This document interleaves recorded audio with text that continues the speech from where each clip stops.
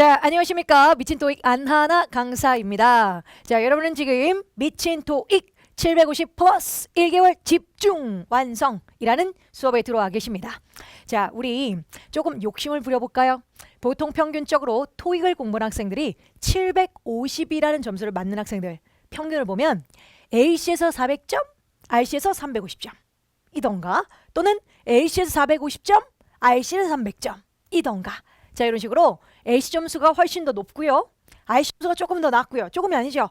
약 50점에서 150점 차이까지 난 학생들이 굉장히 많습니다. 그래서 평균적으로 R씨를 조금 더 어려워하고, 한 10명 있다면 10명 중에 한 9명 정도는 R씨 점수가 더 낮아요. 그래서 더 접근도 힘들어 한답니다. 근데 그럴 수밖에 없어요. A씨보다 R씨에서 어휘력이 훨씬 더 많이 필요하고요. A씨에서 뭐 한 500개가 필요하면 R씨는 거의 3배, 1500개 뭐 이런 식으로 필요하답니다. 그래서 어휘력에서 일단 차이가 나고요. A씨는 구어체예요. 그러다 보니 당연히 문장이 짧게 말을 하겠죠. 근데 R씨는 문어체입니다. 당연히 문장을 길게 복잡하게 더 어려운 단어로 표현할 수가 있겠죠. 그러니 초급 학생들 같은 경우는 어휘력도 낮지, 문장이 길어지면 길어질수록 끊어서 읽히지도 않지, 그러니까 문맥이 어색하게 보이지. 그래서 정답을 희한하게 나오고 이런 현상이 많거든요. 그래서 보통은 R씨를 더 어렵게 생각을 한답니다. 해서 쌤은 조금 더 욕심을 부려보려고 합니다. 이게 300점만 맞아도, 350점만 맞아도 750점 정도는 A씨에서 어느 정도 커버가 될 수도 있긴 해요. 근데 맞는 거 R씨를 400 맞고 L씨도 450 맞으면, 850을 맞으면 더 좋잖아요. 그래서 750점에만 맞출 수 있는 문제들로만 구성한 게 아니라 조금 더 욕심을 부렸습니다. 고난이도 문제들도 많이 수록해서 이왕이면 여러분들이 빠른 시간 안에 R씨를 정복하면 더 좋잖아요. 그래서 그런 문제들도 많이 수록을 해놨습니다.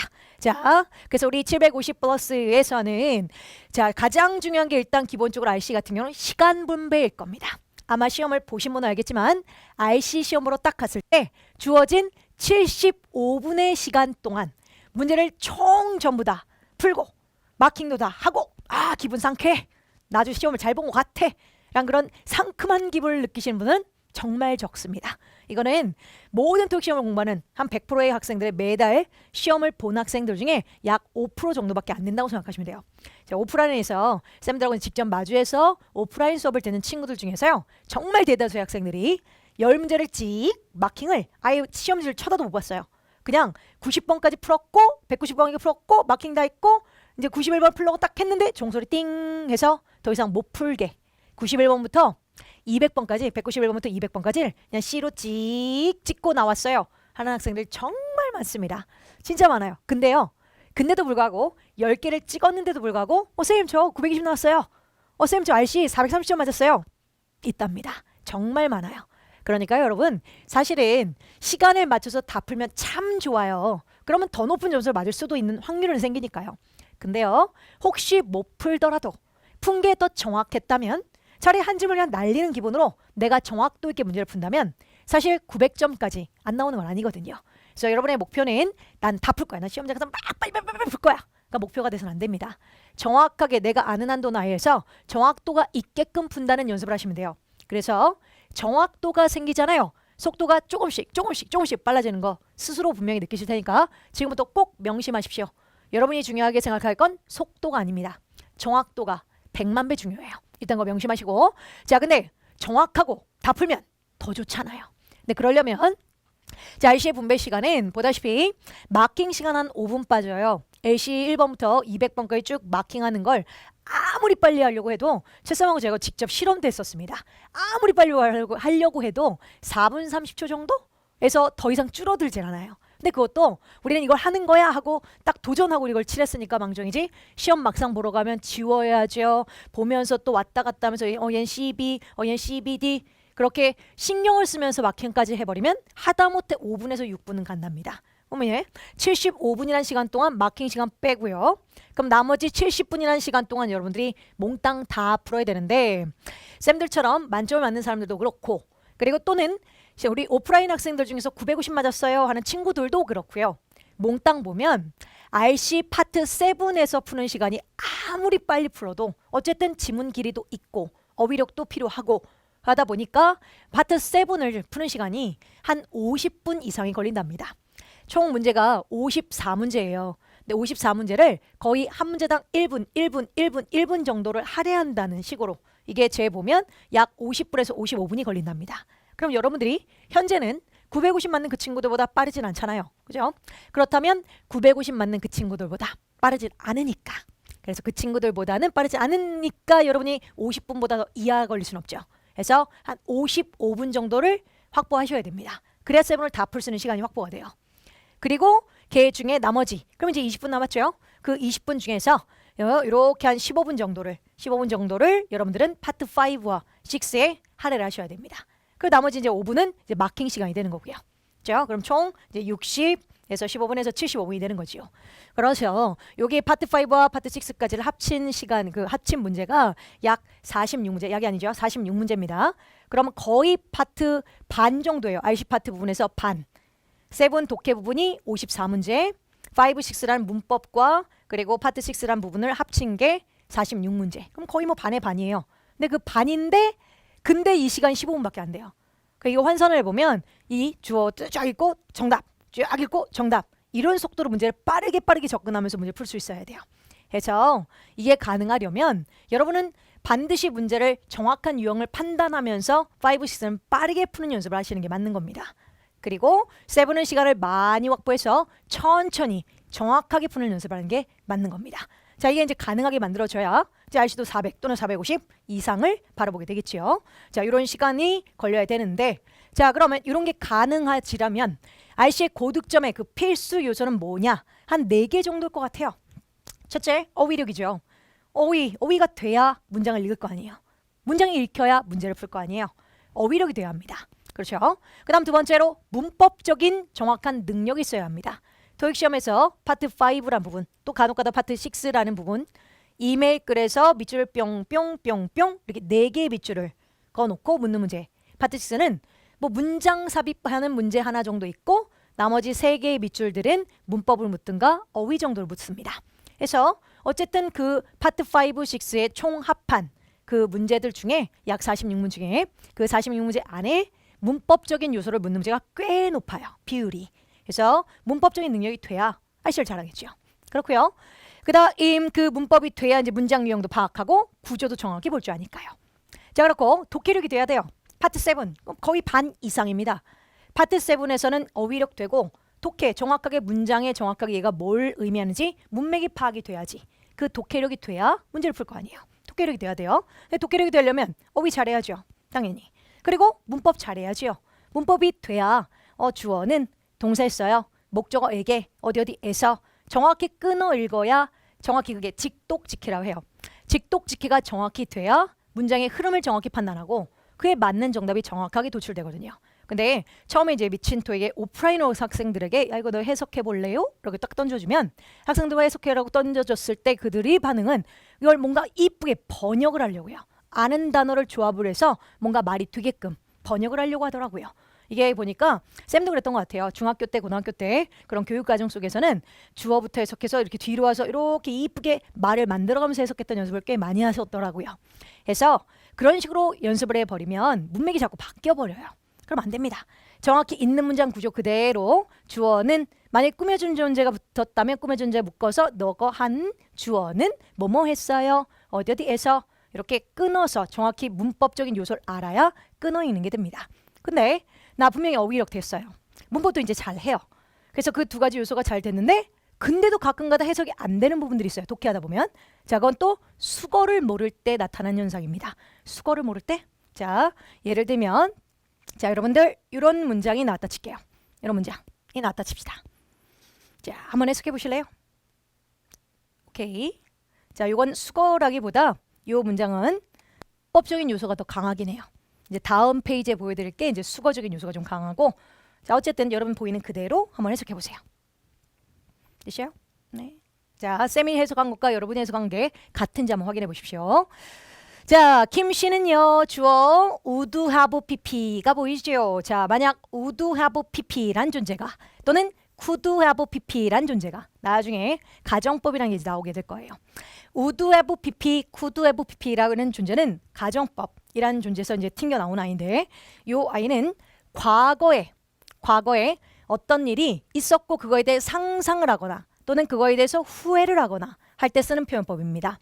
굳이 한국말로 해석하면 과거에 했었어야 했는데 정도로 해석을 하게 되죠. 했었어야 했는데 나 그때 보냈었어야 됐는데 나 그때 처리했었어야 됐는데 나 그때 그거 받았었어야 됐는데 그럼 받았다는 건가요? 안 받았다는 건가요? 네, 안 받았다는 거죠. 안 보냈다는 거죠. 그래서 지금 얘도 would have been sent니까 했었어야 했는데 이렇게 가는 게 맞고요. 자, 그 다음 또 하나. 자, 비동사 플러스 PP 형태의 수동태 개념이 눈에 보이죠? 자, BPP. 기본적으로 이제 1강부터 해서 들어갈 RC의 이제 1강은 이제 2강인데요. 2강에서부터 들어가서 이제 문법적인 요소를 하나하나 정리하면서 다시 한번 얘기할 내용들인데 보통 BPP가 되면 기본적으로는 수동이란 개념은 목적어가 사라져서 그대로 끝나는 꼴이 대부분이랍니다. 근데 send 같은 또는 give 같은 또는 offer 같은 수여동사라고 불리는 거 있어요. 자, 수여동사 send는 원체 태어날 때부터 나는 보냈습니다. 미스터 킴에게 보냈어요. 미스터 킴, 여기 이제 아니죠? 이렇게 미스터 킴에게 보냈습니다. 더 서류를, 다큐멘트를로 여러분 아는 그대로 누구누구에게 뭐뭐를 보내다. 이렇게 목적어 2개 갖는 걸 굉장히 좋아하거든요. 그러다 보니까 수동태를 만들어버리면 나는 너에게 서류를 보냈지만 미스터 킴은 서류를 보내는 걸 당한, 서류를 받은 사람이 되겠죠? 그래서 당한 존재가 주어로 가버립니다. 그래서 미스터 킴 오시고 비동사 is 오고 PP sent 오고요. 그리고 document 그냥 남아있던 건 그대로 따라 붙는답니다. The document 이런 식으로요. 뿅. 자, 그러다 보니 이렇게 수동이 됐지만 그래도 뒤에 목적어 남는 꼴이 이렇게 허락이 돼요. 그래서 수요동사라 불리는 존재가 저렇게 목적어 남은 꼴이 보이면 그땐 더 이상 보내다가 아니에요. 보낸 걸 당해서 받다라고 해석을 한답니다. 그래서 이 아이는 미스터 킴 씨는 받았었어야 해요. confirmation 이메일, 그 확인 이메일을 받았었어야 합니다. 그럼 confirmation 이메일을 받았다는 거예요? 못 받았다는 거예요? 네, 못 받았어요 라는 의미가 되는 거죠. 자, 이런 식으로 문법적인 요소를 모르게 된다면 전혀 해석이 전혀 안 되게 돼 있어요. 그래서 자, 해석을 잘하려면 모르는 단어 없잖아요. 다 할 만한 단어예요. 그죠? 그래서 어휘력은 됐어요. 근데 문법도 잘해야. 그래야 해석도 자연스럽게 잘하게 된답니다. 그래서 이렇게 문법적인 요소 중요하다는 거 알려드리려고 보여드린 거고. 그 다음 하나 더요. 하나 더. 자, 이 문장을 봤어요. 내가 파트 3을 독해를 딱 하려고 했는데 이 문장을 딱 봤어. 여러분은 뭐라고 해석할 것 같습니까? 네, 아마도 보통 많은 학생들이 모든 판매는 마지막이에요. 모든 판매는 최종화되었어요. 이런 식으로 해석하거든요. 자, 아닙니다. 자, 이건 전혀 다른 말로 네, 감독님도 이걸 혹시 보고 계시다면 그렇게 해석하지 않으셨어요? 네, 밖에 계시는 분들이 이렇게 쳐다보면서 고민하고 계시는데 그렇게 보이죠? 보통 학생들 네, 다들 이렇게 생각을 하십니다. 자, 아니고 전혀 다른 말이고요. 파트 7 독해할 때 저 문장을 딱 보거나 또는 내가 미국에 딱 놀러가서 아울렛을 딱 갔는데 아울렛에서 저 문장을 딱 봐요. 그럼 판매가 끝났나? 그게 아니고 이 문구가 보이는 건 환불, 취소 불가입니다. 라는 뜻입니다. 네, 전혀 다른 말이죠. 환불, 취소 불가입니다. 그럼 내가 만약 지문을 해서 이 문장을 딱 보고 환불이 판매가 마지막이야? 판매가 끝났나? 이런 생각으로 문제 풀다면 보면 당연히 또 정답이 다른 게 나오겠죠. 그래서 자, 정리해보자면 독해력이 좋으려면요. 당연히 독해력이 좋으려면 우리는 어휘력 좋아하죠. 그리고 문법 잘해야 돼요. 그래야 정확히 있는 문장 구조 그대로의 문법 구조 그대로 해석이 정확히 돼요. 그리고 수거를 잘해야죠. 수거들, 구문들 태어날 때 관용적으로 이렇게 쓰던 아이들 영어적인 쓰임상 그냥 문화적으로 그렇게 써서 굳어져 있는 아이들 많이 알아야 돼요. 그리고 나서 이제 국어 능력도 좋아서 해석한 대로 정답을 잘 찾아야죠. 당연히 이게 되려면 여러분 연습 필요하시겠죠. 이게 돼야 되고 그리고 이제 마지막으로 시간 분배력은 맨 나중. 시간까지 다 맞추면 참 좋아요. 하지만 말씀드렸듯이 5문제 정도, 10문제 정도를 찍더라도 RC 430 나오는 데는 크게 문제가 안 됩니다. 그래서 이게 먼저 정확해져야 시간 맞추는 게 가능해져요. 정확해지고 나면 속도는 저절로 빨라지기 시작합니다. 쌤이 지금 약 10년 넘게 토익 강사를 하면서 느꼈던 거예요. 토익 강사를 하면서 느꼈던 거 네. 학생들은 정확도가 생기면 그때부터 속도는 문제가 안 됩니다. 저절로 빨라져요. 근데 마음이 급해서 난 속도만, 난 느리니까 시험장 가서 난 맨날 못 풀어. 막 빨리 풀 거야. 그럼 시험장 가서 그렇게 풀고 나오면 딱 나와서 느낌은 왠지 나 잘 본 것 같아. 뭔가 다 풀었어. 근데 막상 점수 딱 가보면 또 달라진 게 없고 이런 경험 있으실 겁니다. 그래서 속도에 크게 유념하지 마십시오. 반드시 정확도가 생기면 속도는 조금씩 빨라지는 거 반드시 경험하시게 될 거예요. 자, 그래서 우리 750 플러스 강의와 함께 여러분에게 RC 고득점을 맞도록 프로젝트상 어떻게 해드릴 거냐. 첫째, 어휘력 좋게 하기 위해서 지금 여러분이 보고 계실 이 모든 강의 내용들에 들어가 있는 어휘는 완전 완벽! 토익 시험에서 나왔던 단어들로 정말 중요한 단어들로 구성했습니다. 정말 신경 많이 썼어요. 내가 이거 진짜 원고 만드냐고 아주 그냥 이거 어떻게 말로 표현을 못하겠지만 진짜 표정으로 이해해 주십시오. 정말 공만을 드렸습니다. 시험에서 정말 자주 나오는 단어들로 구성했으니까 이 안에 있는 모든 문장 내용 다 정확하게 여러분이 해석이 되도록 모르는 단어 없도록만 만들어 주십시오. 장단컨대 시험장 가서 정말 많은 어휘들이 커버가 되실 거예요. 자, 그래서 그렇게 제시해 드릴 거고, 그 다음 문법적인 내용 완벽하게 여러분이 딱 완강하면 그때 진짜 신세계를 맛보실 겁니다. 우와, 이런 게 토익이구나. 우와, 문장이 이렇게 생겼구나. 특히 관계되면서 딱 지나면서는 아주 그냥 속이 그냥 뻥 뚫리실 거야. 와, 내가 그동안 이런 걸 모르고 살았다니. 내가 그동안 이런 걸 몰랐기 때문에 영어가 제대로 안 됐다니. 그런 게 느껴질 겁니다. 쌤은 절대 스킬만으로 야, 이거니까 이거 정답 외워. 토익은 이렇게 나오니까 그냥 외워. 이렇게 안 할게요. 첫 번째 품사의 명사 부분을 갈게요. 시험에서 토익 시험 파트 5라는 부분과 파트 6라는 부분에서 비율적으로 봤을 때 총 46문제 중에서요. 이제 파트 5가 30문제고 파트 6가 16문제에서 총 그 46문제 중에서 비율적으로 따졌을 때 품사와 오형식에 관한 문제들은 꽤 비율이 높아요. 거의 한 3분의 1 정도 많게는 되는 것 같습니다. 자, 그 중에서 명사라는 품사가 갖는 유형을 좀 정리를 하도록 하겠습니다. 자, 먼저 토익 공부를 조금만 해봤으면 명사가 하는 일, 한국말에서도 그래요. 명사는 주어랑 목적어, 보어 역할을 한다. 많이 들어보셨죠? 자, 주어랑 목적어는 무조건 명사예요. 예외 없습니다. 무조건 명사. 그렇죠? 자, 근데 보충해준 언어라 불리는 보어. 대표적으로 보어는 비동사 뒤지요. 비동사 뒤.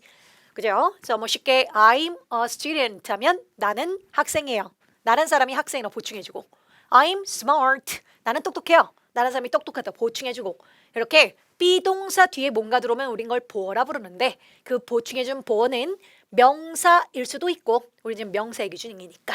그렇고 또는 I'm smart, I'm important와 같은 형용사일 수도 있고요.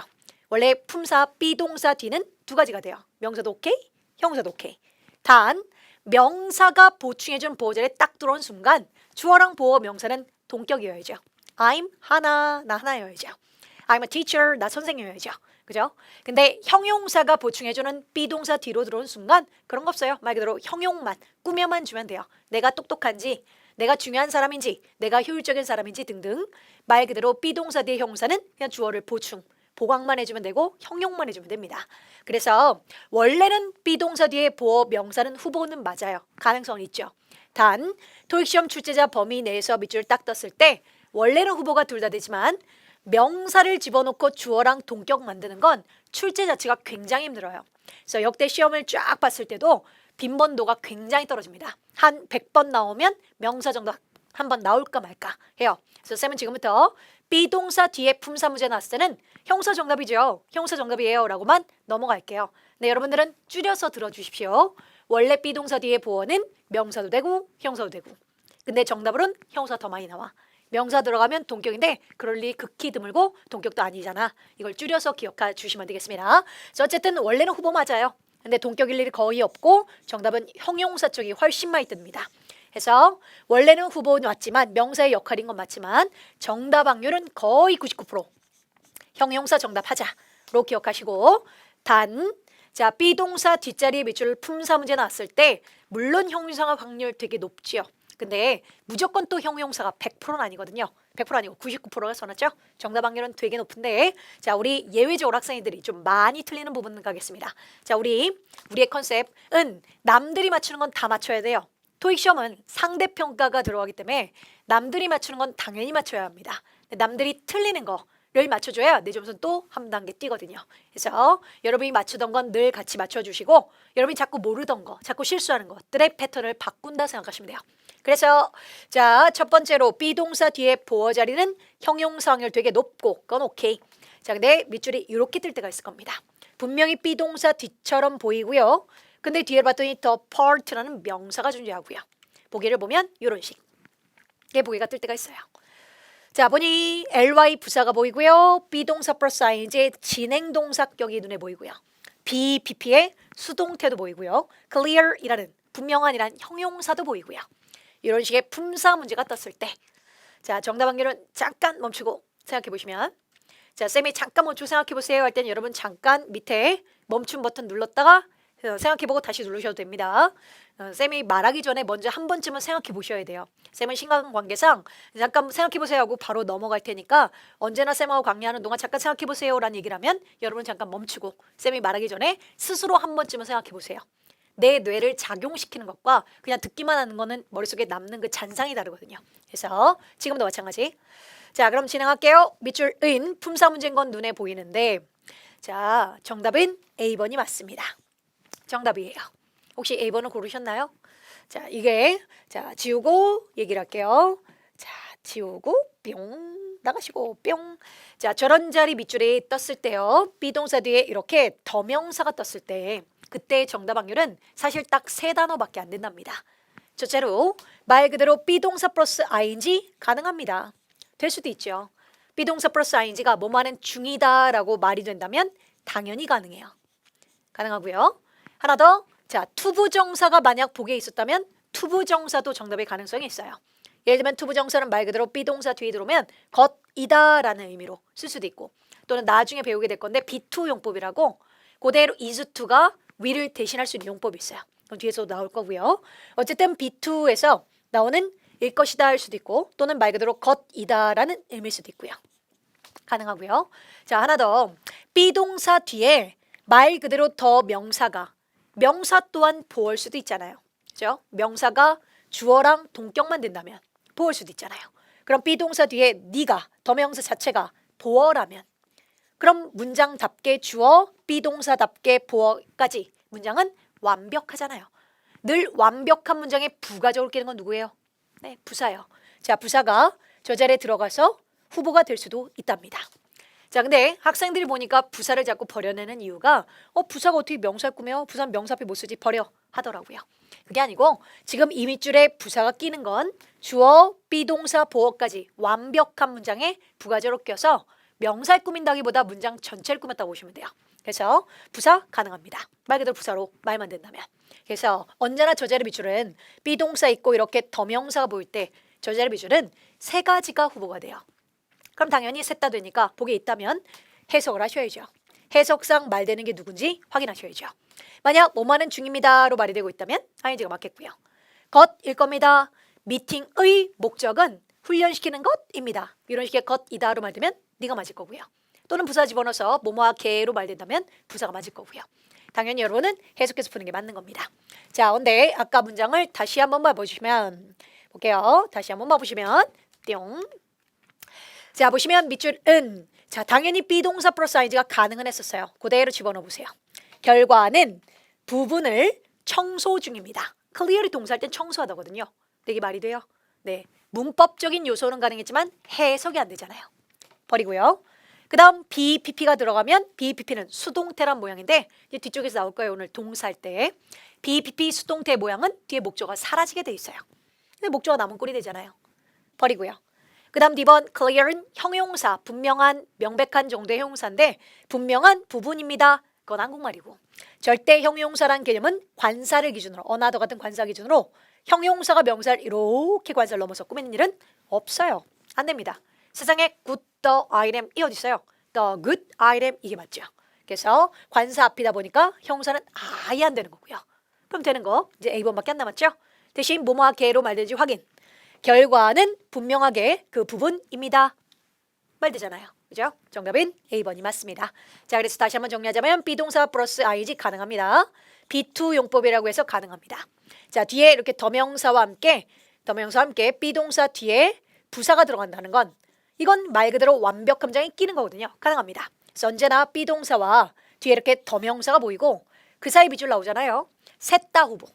해석하기. 근데 역대 시험 문제 이런 유형은 늘 부사 쪽이 정답 확률이 제일 높았어요. 그래서 참고하시고, 여러분이 많이 틀린 문제 중에 하나니까 정리 잘 해두시고요. 오케이. 자, 그 다음 두 번째 유형으로 아마 많이 보셨을 겁니다. There is there라는 구문, 있다라는 구문으로 많이 쓰죠. 자, 얘가 만들어진 원리부터 얘기할게요. 아마도 먼 옛날에 list is there 이라는 문장이 있었다고 생각해 보시면 됩니다. 목록이 거기에 있어요. 그래서 거기에 있다는 걸 강조해주고 싶었던 거예요. 그래서 거기에 있다는 걸 강조해주고자 거기에 있다는 걸 누구나 알았으면 좋겠어서 문장 맨 앞으로 끄집어 당깁니다. 그럼 제일 먼저 보이니까 내 눈에 제일 먼저 띄니까 강조가 되거든요. 그리고 뒤쪽에 있던 존재를 앞으로 툭 당기면 주어 동사 바뀌는 도치란 현상이 와요. 자, 도치 현상은 또 뒤에서 계속 나올 겁니다. 주어 동사 바뀌는 현상을 도치라 부르고, 그래서 나 땡기는 바람에 도치 현상이 나서 주어 동사 바뀌는 현상과 함께 is 동사 먼저 오고 the list 주어 뒤로 가는 현상과 함께 그때부터 there's there라는 있다란 구문이 탄생된 건데, 자, 그럼 이 문장에 원래 the list란 존재는 누구예요? 주어요. 주어인데 뒤로 온 겁니다. 그러니까 there is there라 구문 뒤에는 비동사 뒷자리가 아닙니다. 비동사 뒷자리인 보호 자리가 아니라 말 그대로 주어 자리 밑줄 나온 거랑 똑같은 거예요. 주어 자리. 얘가 주어고 동사가 도치된 걸로. 그래서 언제나 there is there라 뒤는 비동사 뒤로 보고 형용사를 집어넣을 일 없도록 자꾸 실수하거든요. 비동사 뒤네. 아싸 형용사 정답 하고 지나가다 틀려오는 경우가 많거든요. 그래서 there이 내 눈에 딱 보이는 순간 아, 도치됐겠다. 밑줄은 주어 자리. 당연히 여러분은 명사 채우셔야죠. 그렇고요. 자, 이게 there is there로 나오면 다행이에요. 말고 시제가 바뀔 수도 있어요. 그래서 자, 있다는 there is there라죠. 있었다는 there were, there was 이럴 거예요. 그럼 있을 겁니다로 미래로 표현한다면 그건 there will be로 표현하겠죠. 이렇게요. 그죠? 또는 과거부터 지금까지 있어 왔어요를 표현한다면 그건 현재 완료라고 해서 there have been으로 표현하게 될 겁니다. there have been 또는 there has been 이라고 표현하게 될 거예요. 다 똑같은 말이에요. 그냥 시제만 바뀐 겁니다. 얘는 있다, 있을 거다, 있어 왔어요. 정도고 하나 더 무조건 there is there라인 비동사만 되는 거 아닙니다. 네, 이형식 동사라 하죠. remain이랑 seem으로 바꿨어도 똑같은 말이에요. 그러니까 영어로 there remain 이라고 해도 there seem 이라고 해도 똑같은 말이에요. 있다라는 표현법에 똑같은 말입니다. 그래서 이걸 얼핏 문제가 나오는 거 보면 예를 들면 there have been 이렇게 나올 거예요. 시험 문제에 have been 밑줄 뿅 띵 나와요. ABC를 보기를 보면 A번에 remitted, B번에 remitting, C번에 limitations 이런 식으로 뜨거든요. 품사 문제로. 그럼 얼핏 빠르게 풀다 보면 BPP 수동태 제한되었어 말이 먹히듯이 학생이 느끼거든요. 자, 항상 문제를 풀 때 비동사 뒤에 딱 보이는 순간 형용사 정답 확률 높음. 대신 대열이 튕겨 나와 있는 거 꼭 확인하기. 대열이 맨 앞에 딱 들어오는 순간 무조건 주어 동사는 바뀌었어요. 그러니까 there is가 됐든 there will be가 됐든 there have been 됐든 또는 there remain, there seem 보이든 대열이 튀어나오면 밑줄이 주어 자리. 당연히 명사 채워야죠. 주어 자리니까. 그죠? 조심해야 될 자리. 그래서 자꾸 실수해서 많이 틀리는 문제니까 주의하기. 그죠? 자, 또 품사 문제 때 비동사 뒤에 밑줄 떴을 때 주로 보어 자리는 형용사 정답해 주세요. 거의 99% 확률 높아요. 대신 진짜 정답이 명사 나온 적도 있습니다. 분명히 명사랑 형용사랑 보기에 동시에 나왔는데 형용사를 집어넣으면요. 비동사와 형용사가 만나는 순간 문맥은 이다라고 또는 있다 정도로 말이 먹혀야 되거든요. It is important, 중요합니다. 이런 거. It is effective, 그것은 효율적입니다. 뭐 이런 거. 그죠? 그래서 이렇게 형용사가 들어와 버리면 무조건 비동사 만나는 순간 뭐뭐입니다, 뭐뭐합니다 이런 식의 말이 먹혀야 돼요. 근데 형사를 딱 집어넣으면요. 갑자기 누가 딱 집어넣어도 누가 봐도 이상할 때가 있을 거예요. 이게 뭔 소리야? 할 때가 옵니다. 그럴 때는 형용사의 가망성을 썼지만 문맥이 안 맞은 건 안 되는 거잖아요. 그래서 그럴 땐 명사랑 이 주어랑 동격일 수도 있겠네. 진짜 동격이면 명사 정답 나오기도 하지. 라고 자 형용사부터 먼저 대입해서 말 되는지 확인하고요. 말 되면 정답하세요. 늘 확률 높으니까. 근데 말이 안 되면 누가 봐도 어색하면 그때 차선책으로 명사 대입해서 말 되는지 이 주어랑 이 명사 동격이 맞는지 확인을 하세요. 빈번도는 많이 떨어지는 건 맞아요. 이게 마지막 나온 게 보면 거의 10년이 지나가고 있고요. 근데 혹시 모르잖아요. 혹시 나오면 나오는 거니까 우리 꼭 한 번쯤 집어넣고 그냥 지나가는 거 하지 말고 말이 되고 이제 확인만 좀 해주십시오. 예를 들면 이런 식의 문제가 나와요. 밑줄 분명히 누가 봐도 비동사 뒷자리, 보어 자리. 형용사 자리 가능해서 당연히 B번 가능해요. 근데 personal이란 단어는 개인적인이란 형용사잖아요. 근데 집어넣었더니 최우선의 일은 최우선의 qualification 자격 조건은 최우선의 자격 조건은 개인적입니다.